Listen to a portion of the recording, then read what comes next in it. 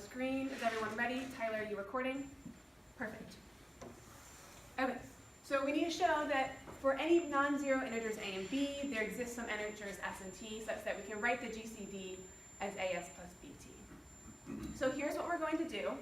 I'm going to create this set S, and the set S is going to consist of all integers of the form am plus bn, such that m and n are integers, and am plus bn is positive. Now, this set is not empty, and if you don't believe that, so take any two integers you want, m and n. If am plus bn is negative, then that's going to mean that a times minus m plus b times minus n is positive. Does that make sense? So that means that our set S is definitely not empty. So that means we can apply the well-ordering principle, which is actually written in your notes right on the screen as well. So it means every non-empty positive set of positive integers contains the smallest number. So by the well-ordering principle, there's a smallest number in S. So S has a smallest number in it. I'm going to call that number D, right? So the smallest number D is some number of the form am plus bn, and D is the smallest element number of that form. And then my claim is that this number D is the GCD of A and B. So do you agree if I prove my claim, we'll have proven Euler's theorem too? So it means we can write the GCD as am plus bn, and by definition, D is the smallest integer of that form. So if I prove that D is the GCD, we're done. Right? So, okay, we need to prove that D is the GCD.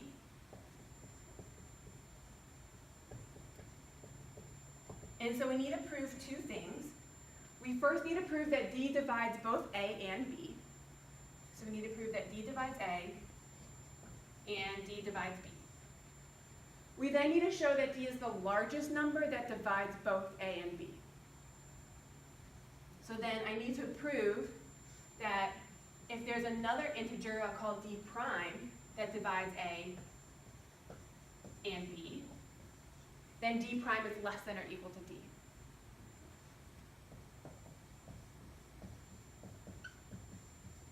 So these are the two things I need to prove. So far, so good?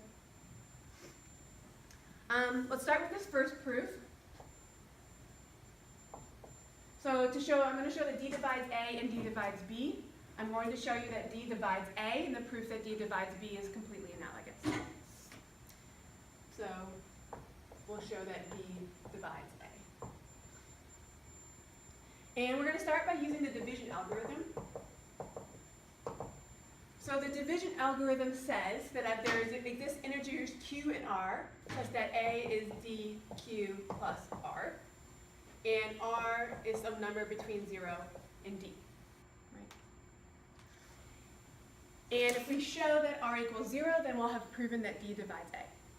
Make sense? So we're going to show that r equals 0. So if r is not equal to 0, then if you take this equation and solve it for r, I'm going to have that r equals A minus dq, right? And then remember,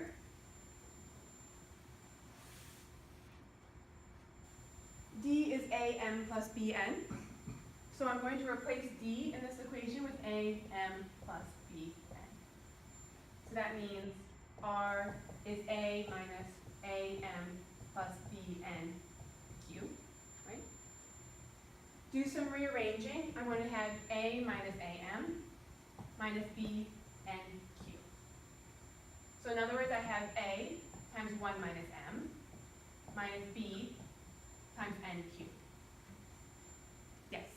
Shouldn't there be a q in the am? Yeah, so here there should be q.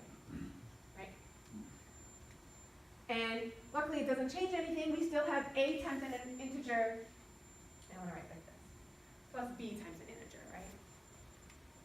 So what that's telling me is that R is an element in S. Right? So R is an element in S, but R is also less than D.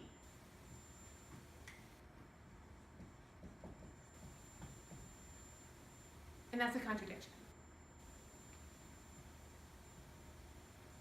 Why is that a contradiction? Because remember what D is.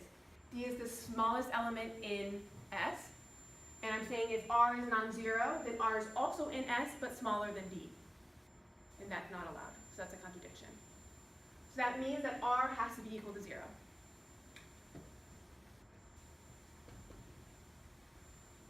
And since R is equal to 0,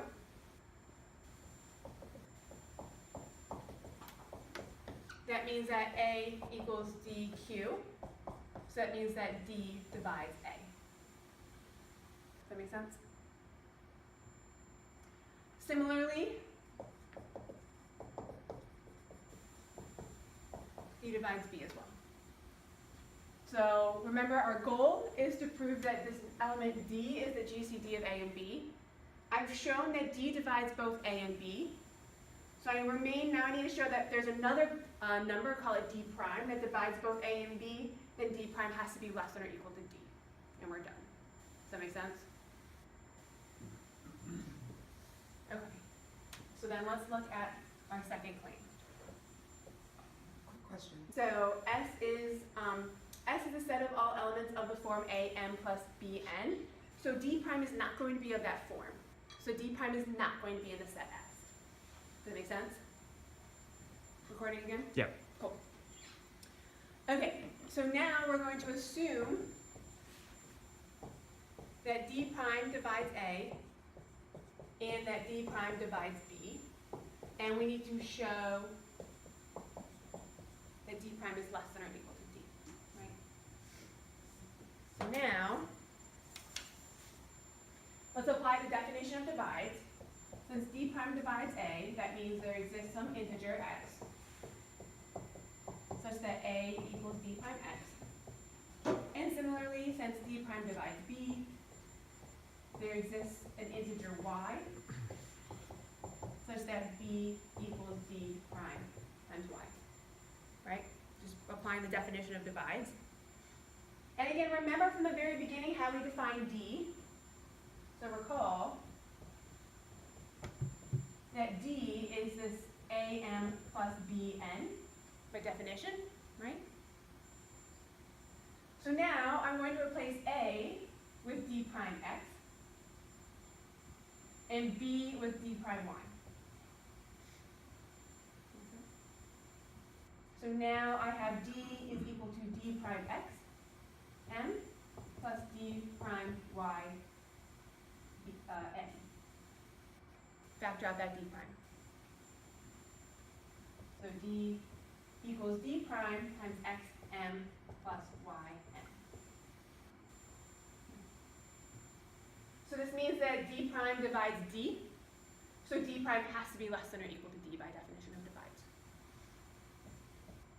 So D prime divides D.